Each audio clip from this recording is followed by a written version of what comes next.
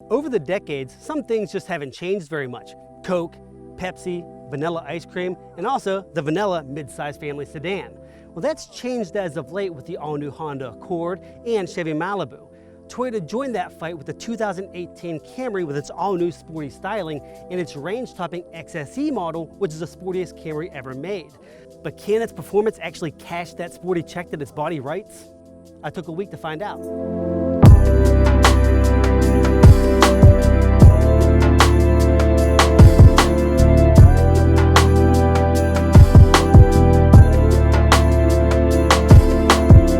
The Toyota Camry is no longer the boring vanilla sedan it once was. It took it a couple of years, but it finally has caught up to the likes of the Honda Accord and Kia Optima. Now the XSE model, like I have here, is the boldest expression of the new Camry look. Starting at the hood, you have these aggressive ridges that flow down to this XSE exclusive upper and lower grille that are both gloss black. And they come out to the sides here, it flows to these fake brake inlets that, while they're fake, they do widen this front end a bit. Now coming down the sides, you have your 19-inch wheels that are black and aluminum colored. Then you have your optional black roof. This is a $500 cost option. It looks great from a distance, but once you get up close, you notice there's a weird seam right here where the two paints meet. It is kind of rough and does feel like it could possibly peel in about 5 to 10 years. So you want to think about that before shelling out $500 for this option. Now, when you step back from the entire vehicle and take a look at the profile as a whole, you get some really nice sharp lines. You have a sharp line that comes up here and a real sharp ridge that comes down here to the side. And what really sets these ridges off is this blue streak paint job, which is a very deep blue and works well with the sunlight to create some contrast. Now, as you come to the back, you have your completely redone back end, new taillights and new vents here that almost mimic the taillights on the Toyota Prius. Now on the XSE model, you get your black spoiler that matches your contrasting roof. You also get a redone rear bumper and dual quad exit exhaust tips.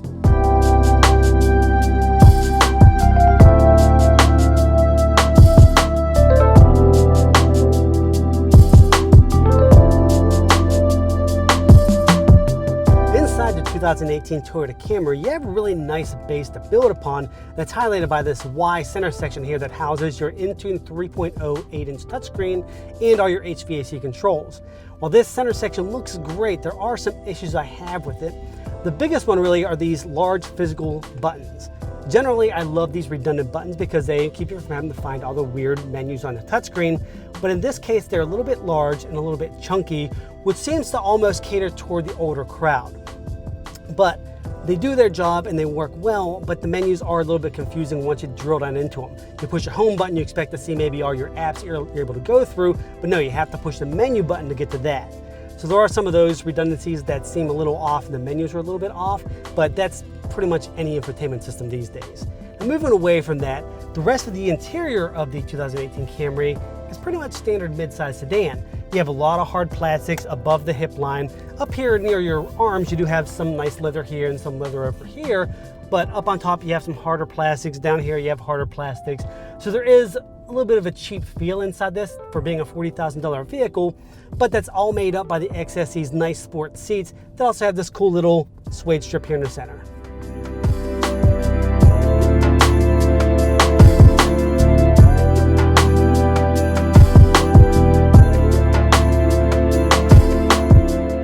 Talk about comfort inside the 2018 Camry. This model is the XSE, so it's tuned more for sport. So there are some compromises to make that I'll get to in a little bit. But in terms of overall comfort inside this thing, it's not too bad.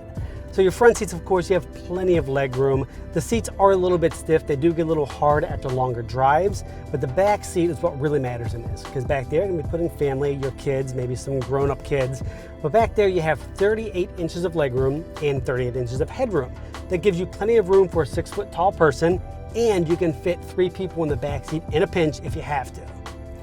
In the trunk, you've got enough room for most stuff. There's 15.1 cubic feet of trunk space. That's plenty for most things, like I said. But when you compare this to the Accord and Altima, which have 16.4 cubic feet and 15.4 cubic feet respectively, you can see the Camry comes up just a little bit light. Now, I said there was a compromise in the XSE model, and that compromise is Toyota added a sport tuned suspension. which is supposed to make it handle a little bit better in the corners. Well, it does that, but I'll get to that in a little bit.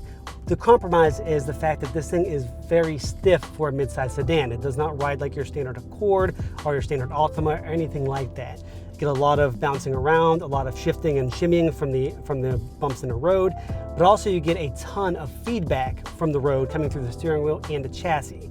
So that may turn off some of its older demographic, although some of the younger ones might prefer that.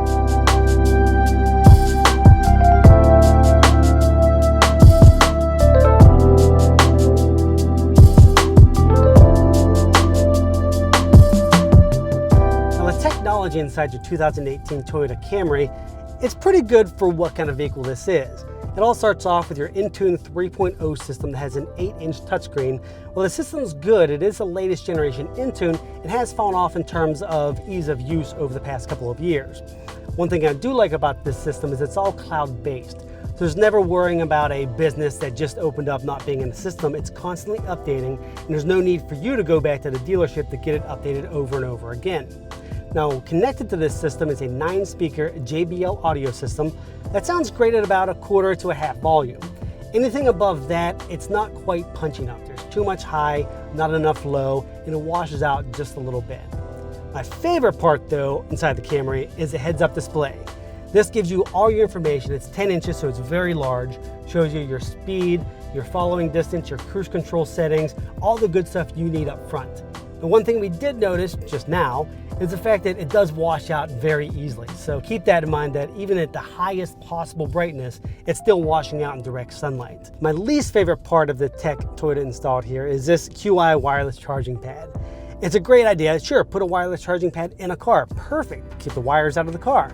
Well, the problem is there's nothing sticky keeping your phone attached to this thing. Sure, it's rubberized a bit, but it's not a sticky rubber, so the second you hit the brakes, your phone goes sliding forward, loses connection with the charging pad, and you have to pull it back in to reconnect and make sure it's charging. When I talk about technology in the 2018 Camry, I also have to talk about its nannies, all the safety things that are going to keep you and your family safe while driving it. So this thing has the full allotment because the XSE is the range-topping model. You have things like automatic cruise control with full stop. It also has emergency braking, front park assist, rear park assist, has your rear view camera, and also if you pay an extra $1,050 for the driver assist package, you get the bird's eye camera that also gives you a side view, so when you're parallel parking, you don't curb your wheels.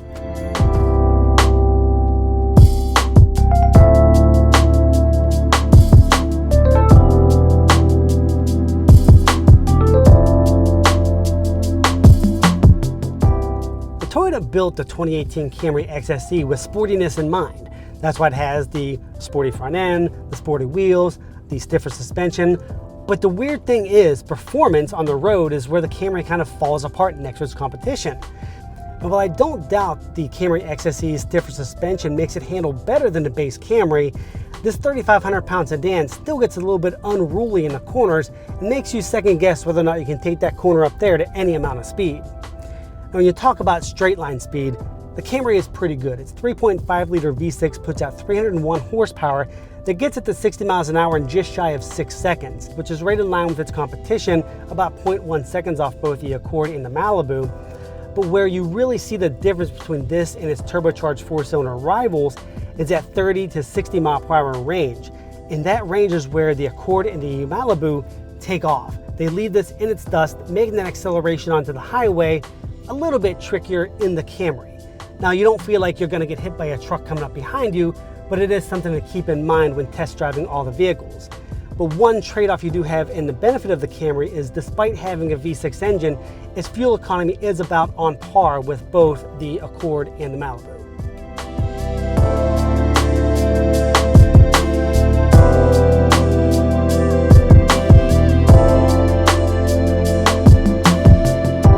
Fan of family cars, never have been, never will be, I do have to appreciate the fact that modern family cars have to be this weird combination of performance, acceleration, handling, family friendliness, comfort, and fuel economy. That's a tough combination to put together, and the Camry does all those things pretty well, and it looks great in the process.